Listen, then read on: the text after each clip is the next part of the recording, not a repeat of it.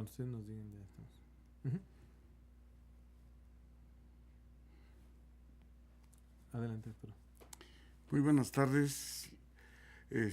Damos inicio a nuestras sesiones de videoconferencias en relación a la enseñanza de la física.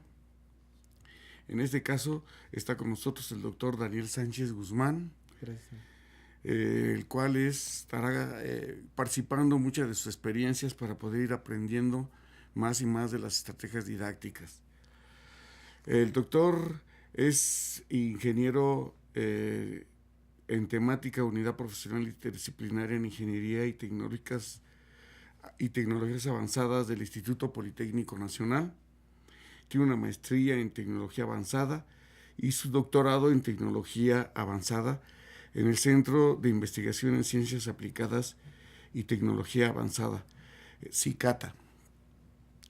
Ha desarrollado innumerables artículos dentro de todo lo que es la didáctica y la pedagogía de la física, y ha seguido buscando las mejores formas de seguir aprendiendo junto con todos nosotros.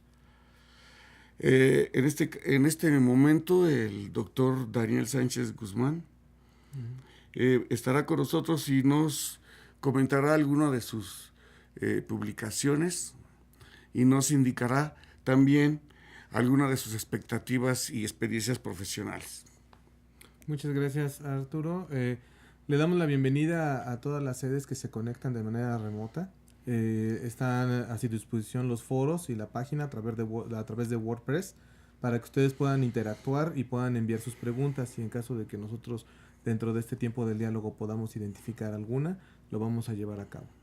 De igual manera, damos la bienvenida a todas las personas que estén conectadas vía internet a través de la difusión que nos ofrece la Dirección de Informática, la Dirección de Cómputo y Comunicaciones a través del Instituto Politécnico Nacional, para poder llevar a cabo esta conferencia y este ciclo de videoconferencias de Repensar la Física, ¿no? El día de hoy vengo a platicarles de un tema que se llama creación de simulaciones interactivas para la enseñanza de la física en ciencias. Un servidor, Daniel Sánchez Guzmán, pero vengo del Centro de Investigación en Ciencia Aplicada y Tecnología Avanzada del Instituto Politécnico Nacional, Unidad Legaria. Bueno, ¿cuál es el objetivo de llevar a cabo este tipo de... Adelante, ya, ¿listo? De las simulaciones interactivas? Tenemos lo siguiente. Las simulaciones interactivas actualmente han demostrado ser una herramienta eficiente para los estudiantes dentro de su proceso de aprendizaje. Desarrollan el aprendizaje conceptual de diferentes fenómenos de la física, así como el aprendizaje en el uso de herramientas computacionales. La versatilidad de su uso está en función del enfoque que el docente requiera para enseñar algún tópico en particular, ¿no? Entonces, eso es muy importante para que los estudiantes puedan llevar a cabo toda esta parte de cuestionamientos, ¿no? Pero bueno, ¿cuál es el objetivo de la presente charla? En la presente charla lo que voy a hacer es explicar el uso de las simulaciones interactivas dentro de la actividad docente y cómo llevarla a cabo en la implementación didáctica con nuestros estudiantes. Para eso surge la primera pregunta. ¿Pero qué es una simulación interactiva? O sea, ¿qué es lo que nosotros entendemos por simulación interactiva, ¿no? Vamos a contestar esta pregunta y tiene que ver con el siguiente sentido, con la siguiente explicación. Una simulación interactiva es la presentación de un fenómeno físico o químico a través de un sistema de ecuaciones, utilizando un sistema computacional, permitiéndonos variar los valores de la simulación. Esto va a facilitar en el estudiante el poder manipular un experimento de manera física o química, de tal manera que él pueda ver diferentes comportamientos dentro de las variables y ver cómo éstas interactúan entre sí. La principal ventaja de utilizar las simulaciones es en fenómenos que no son tan perceptibles al ojo humano, o sea, que son abstractos en cuanto al concepto como de campo, de radiación, de onda electromagnética, ¿no? De temperatura, cosas por el estilo, que aunque podemos sentirlo y verlo, como en el caso de la temperatura, pero hay efectos que se presentan dentro de la simulación que no son fáciles de percibir, ¿no? Entonces, segundo, ¿qué tenemos? Bueno, ¿cómo podemos comenzar a llevar a cabo el uso de una simulación interactiva? ¿Qué tenemos hasta el momento? ¿Es útil para mis estudiantes?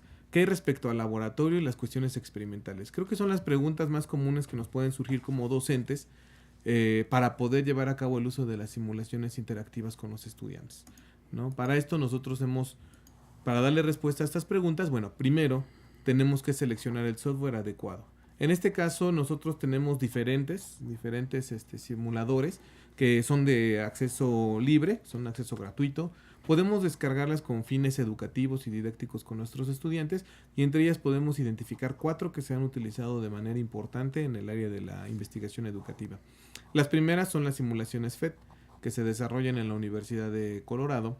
Estas simulaciones, aparte de que están bien elaboradas, con un esquema muy didáctico y muy visual para el estudiante, también están en varios idiomas. Entonces podemos tener en portugués, español, inglés.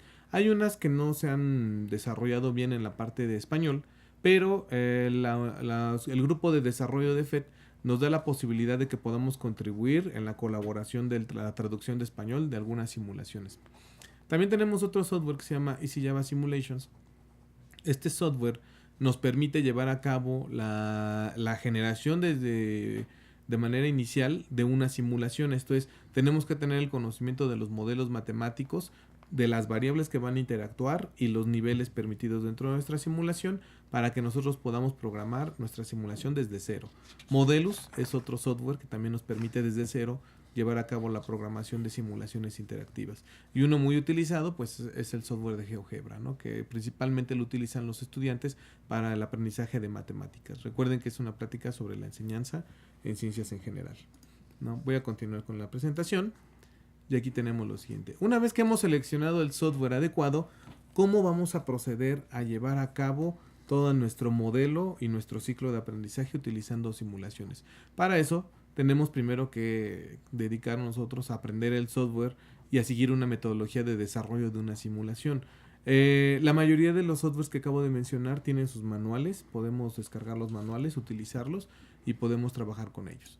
Pero vamos a ver de qué se trata este ciclo de aprendizaje, ¿no? Primero, tenemos que definir algo que se conocen como los objetivos del aprendizaje o las metas del aprendizaje, que se refieren principalmente a la parte de lo que los estudiantes deben de hacer. Esto es, los objetivos del aprendizaje son el punto de inicio para el desarrollo de una simulación, ya que nos permite identificar qué es lo que queremos guiar en el aprendizaje y qué es lo que queremos que aprenda el estudiante. Entonces, estos objetivos del aprendizaje tenemos que partir para poderlos llevar a cabo. Después procedemos a una fase de diseño inicial, ¿no? El diseño inicial nos va a permitir a nosotros ir preparando una propuesta visual para que podamos identificar de esta manera los elementos que queremos que contenga nuestra simulación y cuáles son los que queremos que el estudiante interactúe. Por último, dentro del mismo proceso tenemos lo que se conocen como las entrevistas. Nosotros no estamos, en muchos casos cuando empezamos a trabajar con un software, tenemos claros los objetivos del aprendizaje, sabemos cuál es el concepto que queremos que aprenda el estudiante, hacemos un primer diseño de nuestra simulación a través del software que tenemos, y es muy importante este punto, ya que va a enfocarse en entrevistas hacia los estudiantes, los cuales nos van a permitir identificar los elementos visuales que serían más útiles para los estudiantes, ya que ellos van a hacer parte del diseño de la simulación. Y esto nos va a permitir la interacción de los estudiantes con los elementos que él encuentre dentro de la misma simulación que nosotros en un primer diseño, que fue el diseño inicial, nosotros propusimos. Entonces nosotros como profesores tenemos una visión de cómo el estudiante debería de ver la simulación, pero siempre es importante tener en cuenta cómo el estudiante visualiza o analiza los conceptos dentro de la simulación propuesta. De ahí que la entrevista sea un punto fundamental para que el estudiante pueda ayudarnos como docentes en la creación de este tipo de simulaciones. Y entonces, después de las entrevistas, pasamos a una fase de rediseño. El rediseño nos va a facilitar que nosotros podamos reajustar este diseño inicial de nuestra simulación en función de los puntos de vista de los estudiantes para hacer más práctico la simulación y que ellos los puedan utilizar, ¿no? Entonces, podemos ver que una vez que ya tenemos el rediseño, con una primera etapa, podemos llevar a cabo ya la implementación de la simulación, ¿no? Pero nos falta un elemento muy importante del cual no se ha tomado en cuenta y que es el siguiente: el uso en la clase, ¿no? Ya cuando nosotros llevamos nuestra simulación al uso en clase, van a salir de todas maneras diferentes observaciones y diferentes puntos que los estudiantes no habían contemplado en las entrevistas previas. Este elemento dentro de nuestro marco de trabajo para la creación de una simulación interactiva es fundamental, ya que al tener una primera aproximación con los estudiantes es como nos vamos a dar cuenta de los errores que pudiera presentar la simulación. A pesar o adicional a que hemos hecho el rediseño de la simulación en función de las entrevistas, no es lo mismo rediseñarla y adecuarla de acuerdo a los puntos de vista de los estudiantes cuando ya nosotros podemos presentar la simulación a lo largo de toda una clase, ¿no? Y el aprendizaje de un concepto.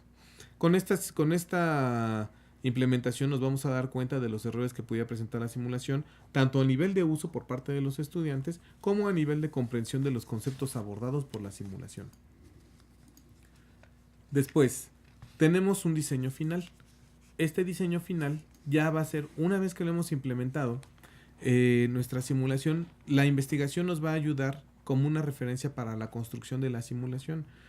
No vale la pena descubrir el hilo negro, esto es muy importante mencionarlo. Si una simulación ya está hecha por parte de algún otro colega, de alguna otra institución o de parte de alguna universidad y nos es útil y la podemos llevar a cabo para aplicar de manera inmediata con nuestros estudiantes, yo creo o considero que debemos de hacerlo, no dejarlo todo a volver a construir todo desde cero, ¿no? Porque hay muy buenas simulaciones en las cuales nosotros nos podemos apoyar como docentes para que nuestros estudiantes lleven a cabo un aprendizaje. Entonces considero que es importante que si ya se tiene una simulación, mejor nos enfoquemos a generar una simulación que no está actualmente, pero que va dentro de un programa de estudios que haga falta y poder aportar algo a la disciplina, ¿no? Entonces aquí es donde debemos de hacerlo. Tenemos la oportunidad de aportar algo a la comunidad que desarrolla este tipo de simulaciones. El diseño final obedece a que puede ser siempre, que siempre nos mantendremos desarrollando la misma simulación. Esto es un ciclo de actualización. Puede llegar un punto en el cual el ciclo se detenga y lea la simulación que nosotros tengamos, ya la usemos de por vida y generemos nuevas simulaciones, ¿no? Entonces es importante considerar esa parte. Bueno, gracias por su atención en esta breve charla para comenzar la plática y el diálogo. Los invito a explorar el uso de las simulaciones interactivas para la enseñanza de física y ciencias. Muchas gracias. Muchas gracias, doctor. A mí me gustaría que empezáramos a platicar un poquito de tu experiencia profesional y a lo mejor en qué campos ya lo has aplicado como que específicamente. Ok, sí, nosotros hemos llevado a cabo este uso de las simulaciones principalmente en estudiantes de bachillerato. Como lo comenté en un principio de la presentación, había una referencia que decía López Tavares, un estudiante de nosotros de bachillerato, ya lo aplicamos en la Universidad La Salle del Bajío, allá en el estado de Guanajuato, en la ciudad de León particularmente. Se aplicaron estas simulaciones con aproximadamente unos 80 estudiantes. Todos los estudiantes tenían esta característica. La profesora les explicó, usamos el software DC Java Simulations.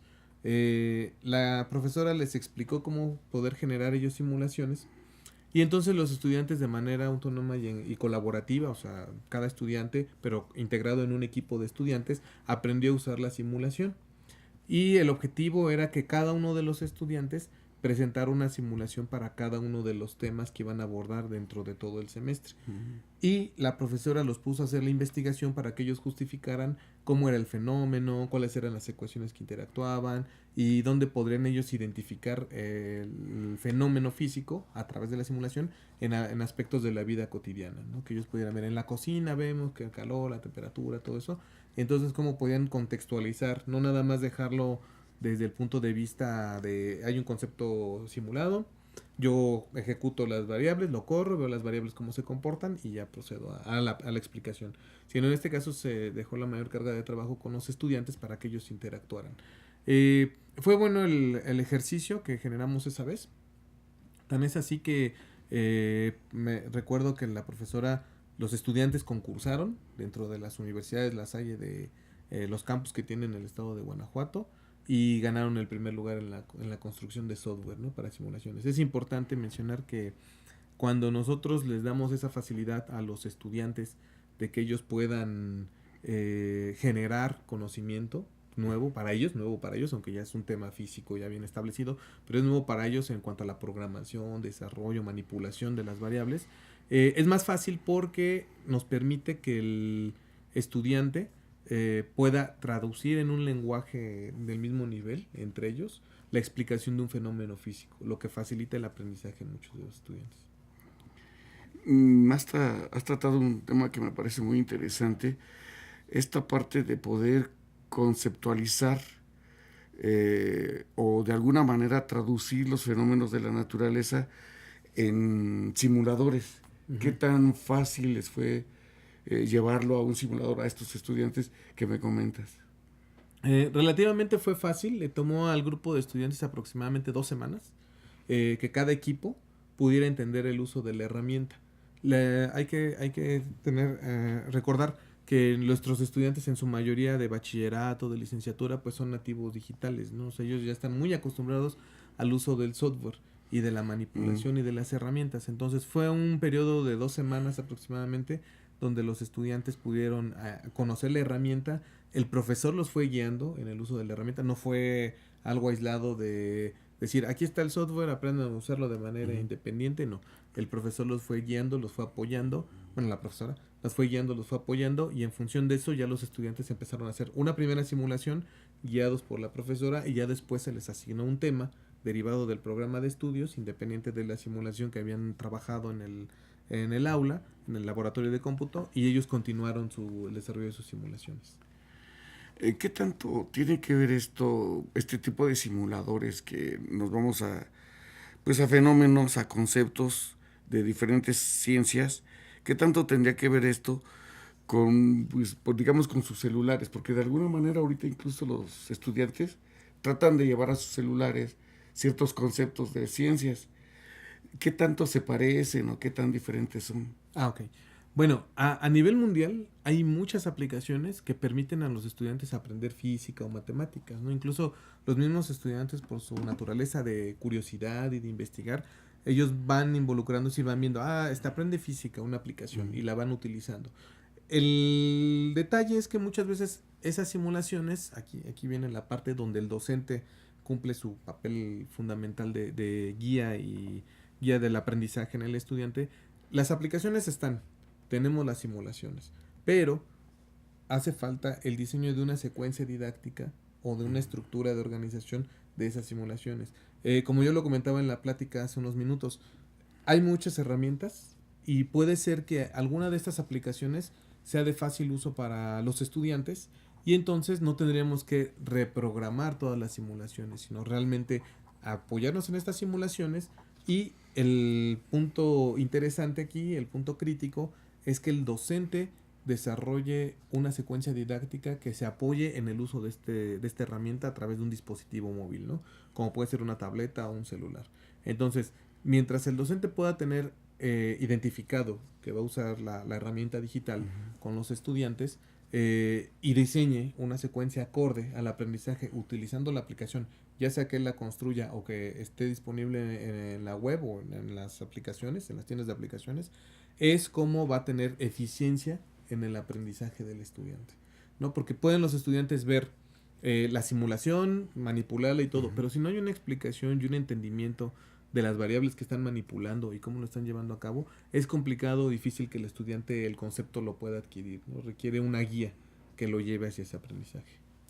A ver, quiere decir entonces que de alguna manera podemos contar con algún tipo de tecnología, pero mientras esta no sea encauzada en un programa, en una relación, en una secuencia didáctica, los resultados van a ser mínimos. Va a haber cierto aprendizaje, pero no serían eficaces. Efectivamente, tienes toda la razón, Arturo. O sea, si tenemos la herramienta, que ya la tecnología, los muchachos la utilizan, y si el docente no le da una orientación oportuna hacia un tópico y un tema en especial, y no hace que el estudiante interactúe con la herramienta, que al final ya todos los dispositivos móviles y los celulares pues son muy fáciles de manipular por los estudiantes, no se va a tener un aprendizaje. Claro que, como tú bien lo dices, el estudiante va a aprender algo, ¿no? O sea, al visualizar algún fenómeno le va a quedar algo claro. El detalle es que luego esas simulaciones están diseñadas para unos fines muy específicos, y entonces el profesor, el docente, es el que tiene que interactuar con la herramienta, también conocerla, saber cómo funciona, y entonces ubicar a través de ese diseño de secuencia didáctica en qué parte del programa, dentro de sus cursos, dentro de su práctica docente diaria, puede hacer uso de esa herramienta, ¿no? Entonces, sí es importante que como docentes tengamos claro que ya hay herramientas que nos facilitan la comprensión de ciertos fenómenos. Creo que nosotros como docentes ahí es donde impactamos con nuestro criterio en el uso de la herramienta y cómo ya se puede llevar a cabo, ¿no? el uso. Solamente es cuestión de dejar bien claro que es una herramienta que sirve de apoyo, ¿no? O sea, las simulaciones no son lo que van a solucionar el problema en el aprendizaje, es una herramienta muy potente si la utilizas muy bien para el aprendizaje en estudiantes de física y de ciencias. Me surge también entonces una duda. Uh-huh. El docente de alguna manera tendría que tener un mayor dominio de este equipo, de esta estrategia. Claro que sí. Bien, como bien lo dices, aquí hay algo que nosotros conocemos como esta brecha tecnológica, ¿no? O esta brecha digital. En la medida que el docente se involucre en el uso de las herramientas digitales de aprendizaje para su uso con los estudiantes, para su aplicación con los estudiantes, es en el sentido de que se va a tener ese impacto. La mayoría de las simulaciones o de las herramientas que usan simulación son también incluso didácticas para el docente, o sea, no son tan ajenas para el aprendizaje. Eh, yo con los profesores que he tenido bajo mi dirección de tesis, con estos profesores que dan clases en bachillerato, te podría comentar que les toma aproximadamente igual un poquito de tiempo, de 2 a 3 semanas, cuando es la primera vez que tienen un acercamiento a este tipo de herramientas, ¿no? Para entender cómo funcionan, qué hay que hacer con ellas, cómo podrían utilizarla. Lo que sí te puedo comentar es que una de las grandes ventajas para esta parte del uso de las simulaciones, una vez que el docente se apropia de ese conocimiento y aprende a utilizar estas herramientas, la ventaja es, las ventajas o los beneficios son muy grandes, porque ya el docente no se siente ajeno al ambiente que tienen los estudiantes, ¿no? O sea, los estudiantes están en un ambiente digital, puramente digital. Manejan tabletas, celulares, están comunicados, están en el internet, usan redes sociales, todo eso. Y muchas veces el docente es un poco ajeno al uso de esas herramientas. Cuando el docente empieza a incorporar tecnología como las simulaciones dentro del aula y él las domina y él las puede trabajar, es que nos podemos dar cuenta de cómo cambia la dinámica. O sea, cambia la dinámica a ser un docente que tenía a lo mejor una didáctica puramente expositiva a una dinámica ya más interactiva, ¿no? En el intercambio de información entre el docente y el estudiante. ¿Qué tanto, digamos que de alguna manera nos haríamos dependientes de esta tecnología? ¿Qué tanto en un momento dado pudiera ser, en lugar de una ventaja, un obstáculo? Yo creo que todavía falta tiempo y algo que es importante mencionar a veces en los foros del uso de herramientas digitales, ¿no? Y de toda esta tecnología que pareciera va a suplir, ¿no? Al docente en algunos aspectos. Creo que sí tenemos que ser muy mesurados en el uso de la misma, ¿no? ¿Esto qué quiere decir? Nosotros, la educación al final es un sistema humano. Entonces, un sistema humano, ya pensar en la suplantación de algún docente o de esta interacción es difícil desde el punto de vista de que la interacción siempre es importante entre los seres humanos, ¿no? Entre el docente como tal y los estudiantes. Hay muchas herramientas que de manera autónoma te pueden ayudar, como los tutores inteligentes, ¿no? Pero los tutores no van a suplantar al docente como tal por la experiencia que el docente tiene, por la capacidad humana ya por sí misma del docente y cómo eso afecta en el estudiante. Entonces, va a haber un crecimiento muy grande de herramientas digitales, simulaciones, tutores inteligentes, cursos adaptativos, cursos masivos. Hay mucha tecnología, pero sí es importante hacer este énfasis en que mientras sea un sistema humano, que es la educación y el aprendizaje, ¿no? Tiene que haber esa comunicación entre ambos actores, ¿no? Pudiéramos decir que entonces no solo representa una herramienta importante para el aprendizaje de los alumnos, sino que en los docentes sería una herramienta pues muy interesante incluso para desarrollar la enseñanza, ¿no? Exacto. Digamos, estos nuevos métodos deberían de generar en el docente una nueva forma y además, no sé, por decirlo de alguna manera, pues llenarlo de alegría para enseñar, ¿no? Exacto. Hay que tener eso muy claro como docentes, ¿no? Que las herramientas son para ayudarnos, para que nosotros podamos apoyarnos en ellas y facilitar el aprendizaje de nuestros estudiantes, ¿no? Porque esto es un continuo en la parte de ellos del aprendizaje. Siempre la parte de ciencias y física, matemáticas, química ha sido un poco de las áreas más difíciles, ¿no?, de nuestros estudiantes en el aprendizaje. Pero, como tú bien lo comentas, mientras más tiempo el docente conviva con las tecnologías, mientras más tiempo esté interactuando con cada una de ellas, es como el docente va a poder sentirse interno al uso de la tecnología y no se va a sentir lejos de sus estudiantes, ¿no? Va a haber un acercamiento.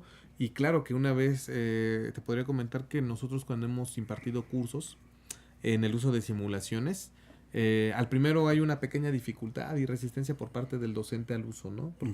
Porque considera o se considera, se tiene la idea muy arraigada en algunos aspectos de que la tecnología pues a lo mejor es perjudicial porque no están trabajando de manera experimental y todo eso, ¿no? Ese es otro punto importante.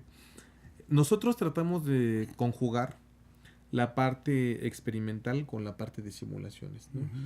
Estamos de acuerdo que la mayoría de los programas de estudio en el área de ciencias pues llevan la parte teórica, toda la parte teórica dentro del aula, y después pasan a la parte experimental, ¿no? Ya lo que son los laboratorios.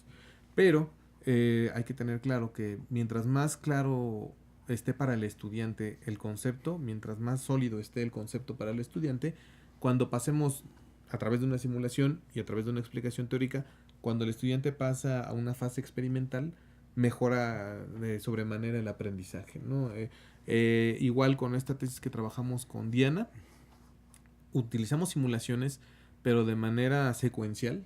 Utilizamos experimentos de bajo costo, ¿no? O sea, el aspecto de poner una batería, poner cables, poner resistencias, poner focos en la simulación, les da una idea a los estudiantes de cómo los electrones interactúan en un circuito, ¿no? Cómo es, de manera general, la interacción de los electrones, ¿no? Y la corriente, cómo va toda la corriente ahí.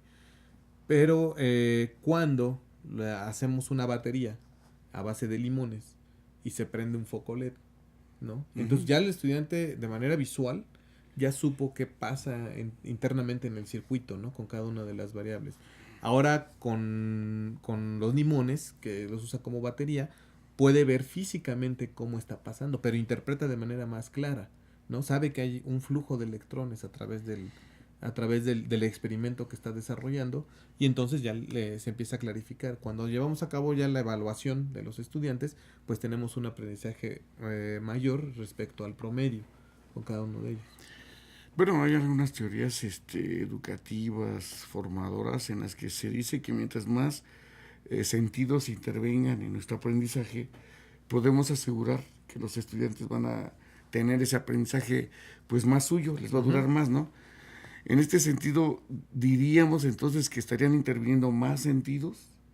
Sí. O sea, por decir el oído, la vista, no sé. Sí, ese es el objetivo. Cuando propusimos este experimento con Diana, queríamos ver qué tanto un estudiante aprendía de manera conceptual utilizando simulaciones o aprendía de manera conceptual usando solamente experimentos. Y una combinación de ambos. Entonces, nos quedó claro en los resultados de este trabajo de investigación que los estudiantes aprenden el mismo concepto, ya sea con puras simulaciones o ya sea con puros experimentos. Pero cuando tú les preguntas conceptos como corriente, voltaje, resistencia, si lo vieron a través de un experimento les quedó muy claro, y si lo vieron a través de una simulación les quedó muy claro. O sea, ¿esto qué quiere decir? Que el aprendizaje, siempre y cuando esté bien orientado, bien enfocado, a través del diseño de secuencias didácticas, va a incidir de manera directa en los estudiantes.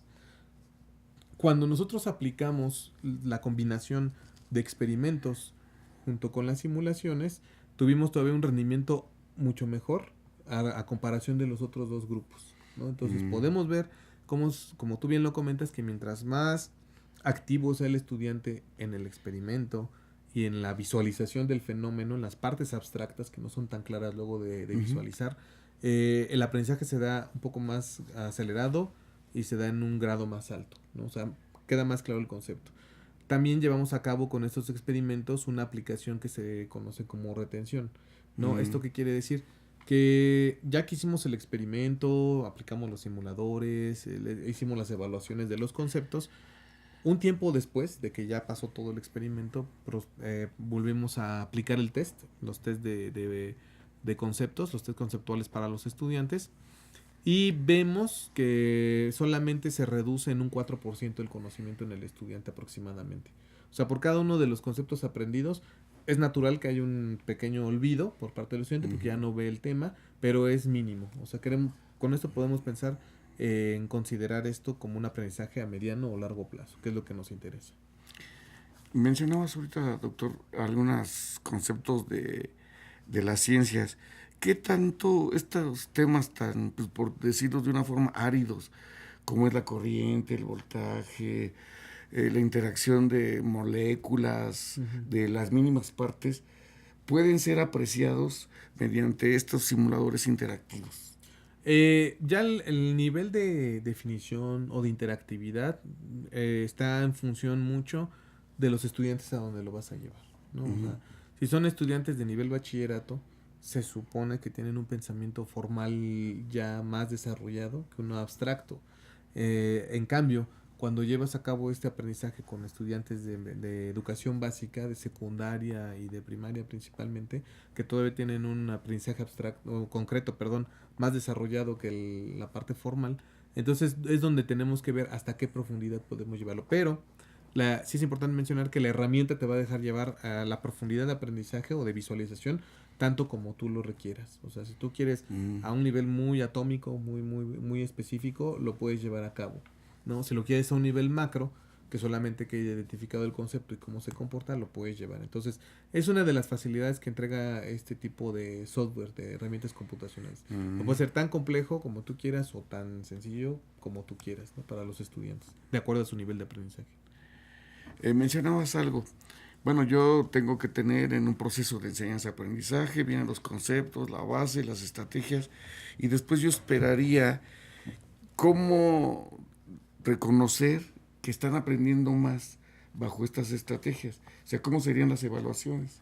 Eso qué bueno que lo comentas porque es importante. Actualmente nosotros en los experimentos que hemos desarrollado son test, que los llamamos validados, que son puramente conceptuales. Esto es solamente se les pregunta que identifiquen conceptos muy puntuales en cuanto a corriente, voltaje y resistencia.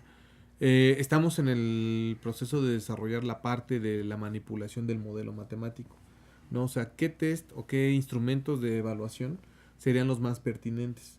Porque tenemos que considerar, de acuerdo a lo que ya hemos platicado hasta ahorita, tres aspectos, ¿no? La parte conceptual del tema, en física o en ciencias en particular, la manipulación experimental, que vaya a requerir el tema como tal, o sea, hasta qué grado yo necesito evaluar las habilidades experimentales en los estudiantes para que ellos, si les pongo un experimento, lo desarrollen y tengan buen término y lo puedan llevar a cabo, y el aprendizaje que les dejó ese instrumento, que es una práctica, ¿no? Y finalmente el modelo matemático que dé fundamento al uso de todo lo que aprendió de manera conceptual, ¿no? Entonces, hasta el momento nosotros hemos utilizado solamente cuestiones conceptuales. O sea, instrumentos de medición conceptuales, ¿no? No hemos utilizado todavía algunos instrumentos que sería bueno, que estamos en desarrollo también, para la parte del experimento y para la parte del modelo matemático. Entonces creo que es una de las oportunidades que tenemos en investigación, desarrollar estos instrumentos para que ahora sí hablemos de una evaluación un poco más completa, ¿no? Diría integral, pero luego la palabra integral se presta a un universo muy grande de variables, ¿no? Entonces, digamos, más completa sobre un tema en específico en ciencias, ¿no? Al menos esos tres eventos que se deben de presentar con los estudiantes, ¿no? Que es el modelo matemático, la parte experimental y la parte conceptual. Bueno, sin embargo, se me ocurre también que el modelo educativo del Instituto Politécnico Nacional está basado en competencias. Y ahí hablaríamos tanto de los conocimientos como las habilidades, como la interacción con todos los demás. ¿Podría ser esta una nueva forma de evaluar que nos permita tanto conocer conocimientos como habilidades? Yo creo que sí se puede llevar a cabo. Hay que hacer mucho por el momento desde mi punto de vista de investigación al respecto en cómo evaluar, ¿no? Creo que siempre ha sido un tema importante, evaluar los aprendizajes del estudiante.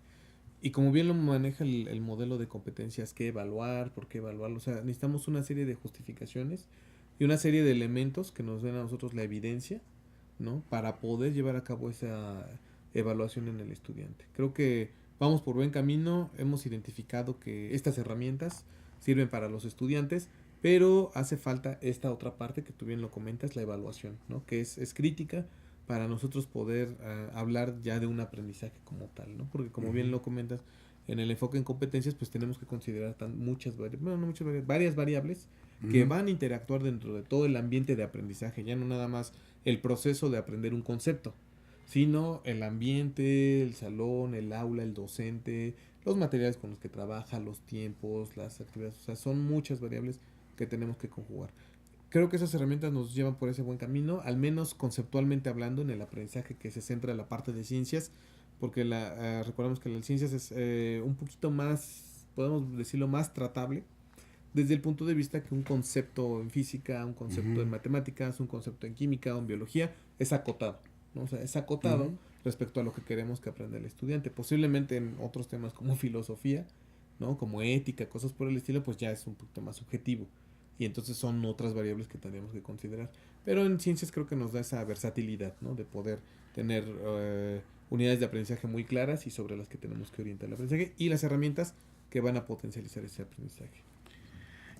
¿Qué tanto nosotros ahorita pudiéramos ya ir planteándonos, no sé, como esa escuela del siglo que sigue, ¿no? En la que nuestros estudiantes, porque ahorita el reto educativo también es, aparte de la evaluación, es que los conceptos que estamos ahorita descubriendo están cambiando a velocidades increíbles, ¿no? Sí. Entonces, ¿qué tanto yo con esta estrategia, con estos simuladores, me podría ir a que mis estudiantes aprendieran a aprender de una manera más rápida y más actual? Está en función, ahora regresamos, ¿no? Está en función de qué tanto el docente se involucre, ¿no? Actualmente una tendencia mundial, ya créeme que hay muchas herramientas didácticas, tanto de software como físicas, que van enfocadas al aprendizaje incluso de física cuántica, ¿no? De lo que son a partir de este descubrimiento del bosón de Higgs, que se han seguido haciendo experimentos, ya muchas currículas a nivel mundial están enfocándose hacia toda esa parte de los nuevos elementos que se están descubriendo y ya contrastando, ¿no? Entonces, y se está llevando a cabo en estudiantes de primaria, secundaria.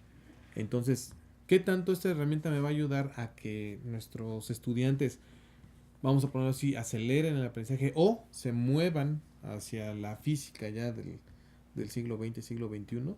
Está en función de qué tanto el docente quiera incidir en ese aspecto. Y creo que también es importante una revisión nueva, ¿no? A los programas a todos los programas de estudio que tenemos tanto en el instituto como en otras instituciones, hacer todo un rediseño y ver qué es pertinente, ¿no? De acuerdo a la física que hemos venido trabajando con la física actual, ¿no? Porque nuestros estudiantes salen con un perfil en el aprendizaje de física, pero posiblemente ya la velocidad de la tecnología y del rápido crecimiento de las sociedades a nivel mundial ya requieren otro perfil, ¿no? Entonces tenemos que ser muy conscientes, ahora reflexionar respecto a lo que tenemos actualmente como instituto y ver cómo nosotros vamos a llevar a cabo todo esto al siguiente paso, ¿no? Al siguiente nivel, que es lo que buscamos.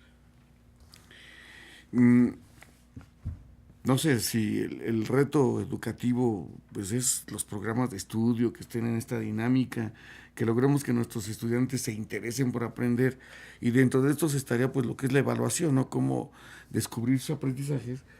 Entonces creo que lo que seguiría es, ¿pudiéramos elevar el nivel de aprovechamiento?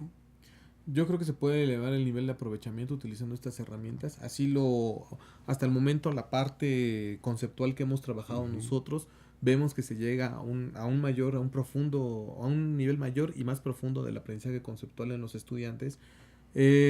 Considero que los estudiantes son curiosos por naturaleza, están jóvenes, tienen toda esa inquietud de buscarlo, y eso es fundamental, yo creo, este cambio de dinámica, ¿no? De trabajo con ellos. Entonces, en función de que nosotros adaptemos estas tecnologías para el aprendizaje con nuestros estudiantes y las podamos aprovechar con ellos más fácil van a poder abrirse en una perspectiva que permita que el docente pueda interactuar más y transmitir la información y compartirla de manera colaborativa con ellos, facilitando el aprendizaje en estos conceptos.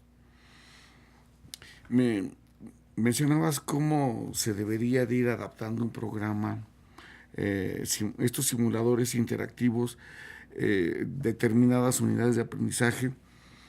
Y yo por aquí tomé nota que más o menos eran como 7 puntos. ¿Serán muy elaborados? ¿Qué tan fácil serán estos puntos? Eran 7, por ejemplo, desde conocer el software, qué objetivos de aprendizaje, qué tanto esto sería tan elaborado para un docente. Considero que no sería muy... implica su trabajo, como cualquier nuevo desarrollo, ¿no? Y nuevo diseño. Como comentábamos hace unos minutos, posiblemente un docente le toma aproximadamente de 2 a 3 semanas aprender a usar una herramienta de este tipo. No son muy ajenas para un docente en su uso, ¿no? Puede tomarle unas 3 semanas. Ya de ahí creo que es muy importante la experiencia docente. O sea, qué tanto el docente conoce el tema, ¿no? Porque en función de qué tanto el docente conoce y maneja el tema, es que tanto podemos avanzar en la definición de los objetivos de aprendizaje, porque no necesariamente tiene que ser un objetivo muy muy específico. Podemos combinar 3 o 4 objetivos de aprendizaje en función de la simulación. Entonces eso ya nos ahorra un poco de tiempo, porque la simulación nos va a facilitar esa etapa. ¿No? Ya después, una entrevista con los estudiantes debería de tomarnos aproximadamente una semana, 2 semanas, ¿no? Para que ellos exploren, visualicen, puedan verlo. Y ya una vez que tenemos la opinión de los estudiantes, hacer la retroalimentación, posiblemente una semana. Las simulaciones son prácticamente visuales en su manipulación. Entonces, creo que adaptarlo de acuerdo a las observaciones no debería tomar mucho tiempo. Posiblemente ya la implementación tome un poquito más, una semana, semana y media, en función de qué temas va a abordar, de acuerdo a su planeación didáctica del docente, en qué punto lo va a abordar, cómo lo va a tomar con los estudiantes, si va a ser antes de un experimento o después de un experimento para que comprendan, si va a llevar de la mano la explicación teórica junto con la simulación. O sea, ya está en función ya del tiempo que el docente administra. Pero si te fijas, un ciclo de esto, ya contabilizando ahorita las etapas que llevamos, estamos hablando de 6 semanas aproximadamente, ¿no? Entonces, de 6 a 8 semanas aproximadamente. Entonces, yo creo que es un ciclo bastante corto para poder tener una simulación. Ahora, les recuerdo, sí es importante buscar en la literatura, buscar en internet qué simulaciones hay, para que entonces, si ya hay una, me dedico solamente a la implementación y ver si puedo hacer alguna modificación o actualización de la simulación, ¿no? Que ya esté probada con varios estudiantes. O de lo contrario, pues empezar a proponer la mía, ¿no? Un ciclo desde cero, 8 semanas. Posiblemente un ciclo partiendo de una simulación, la mitad de tiempo, unas 4 semanas.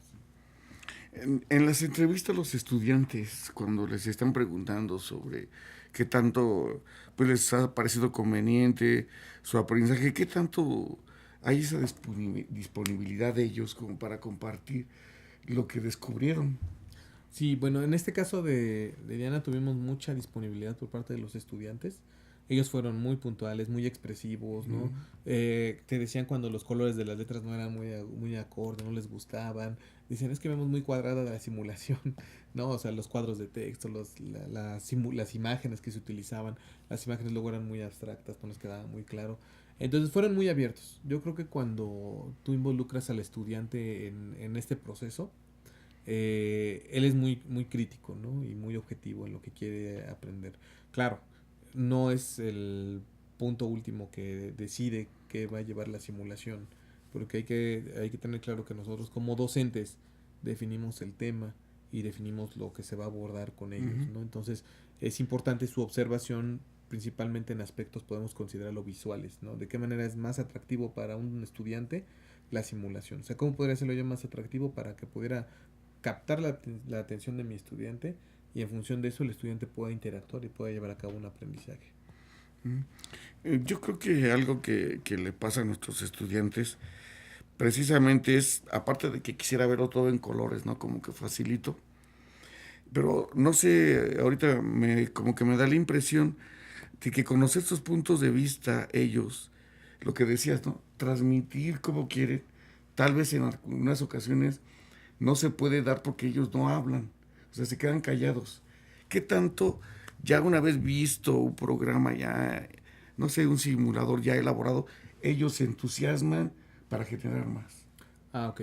Esto está en función, como tú bien comentas. Puede ser que el estudiante luego esté un poco retraído, alejado. ¿no? Alejado del uso de la simulación.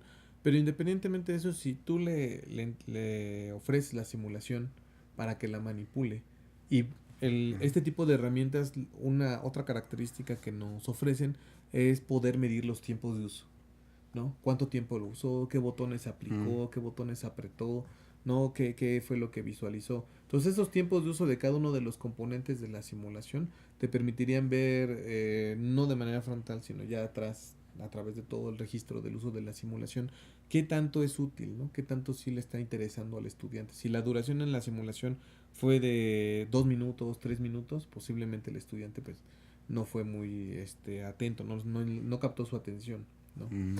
En el caso contrario, cuando los estudiantes aprenden a utilizarla y empiezan a diseñar todo este tipo de simulaciones, el proceso es muy rápido. O sea, podemos hablar ahora sí de que los estudiantes en un lapso de 2 semanas te pueden desarrollar 3, 4 simulaciones, ¿no?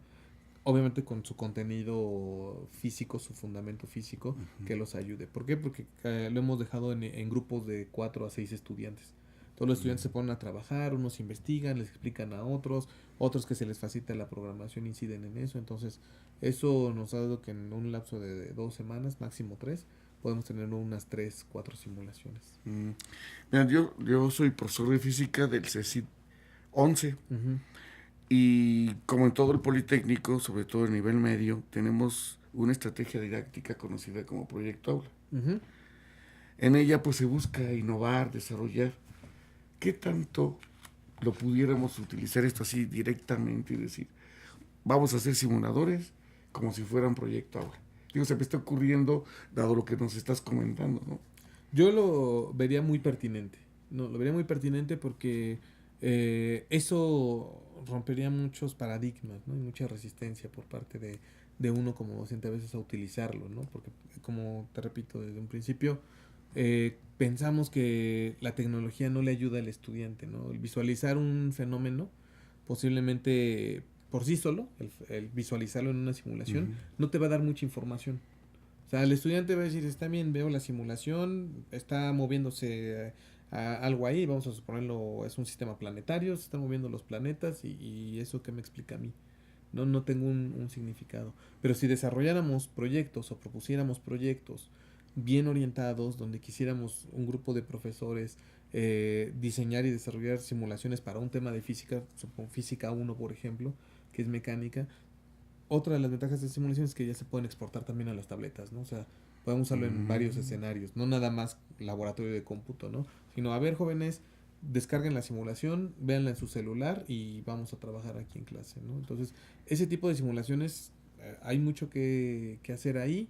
Creo que hay muchos proyectos interesantes que no se han explorado, a pesar de que, digamos, hay muchas metodologías y técnicas para temas, ¿no? En el aspecto de, digamos, física 1 pues principalmente es mecánica, dinámica, toda esa parte, hay mucho desarrollado, pero en la parte de simulaciones, enfocarlas a un contexto y a un programa en específico es donde deberíamos de enfocarnos, ¿no? Y es muy pertinente llevar a cabo este tipo de proyectos. Sí, bueno, porque ya cuando avanzamos, sobre todo en el nivel medio, un poquito más, como que los fenómenos físicos se ven menos, ¿no? Sí, sí, sí. El campo magnético, el campo eléctrico. Sí. Sí, aunque son una naturaleza común para los estudiantes, o sea, está en todos lados, el fenómeno, cuando quieren ya interpretarlo, la parte esta abstracta, que no es tan visual, ahí es donde una simulación te ayuda a clarificar, ¿no? ¿Qué está pasando con un fenómeno? A lo mejor se me ocurre, yo no he visto, puede que ya exista una simulación del horno de microondas. ¿Cómo funciona? ¿No? Cómo funciona la microonda, cómo interactúa con la materia que está dentro del plato, y esa simulación, por ejemplo, no está, ¿no? Bueno, yo no la he visto, posiblemente esté por ahí en algún lado del mundo, Sí. pero por el momento se me ocurre poder diseñar una ad hoc a nuestros estudiantes, ¿no? Y ver cómo es que se calienta la comida, el agua, ¿no? Y cómo interactúa el horno. Entonces ese tipo de simulaciones se pueden llevar a cabo, creo que a través de solamente la dedicación, el tiempo y el compromiso de llevarla a cabo. Y es cuestión de buscar ese tipo de ideas, ¿no? De ver de qué manera. ¿Cuántas cosas yo necesitaría para poner todos estos simuladores en un salón de clases?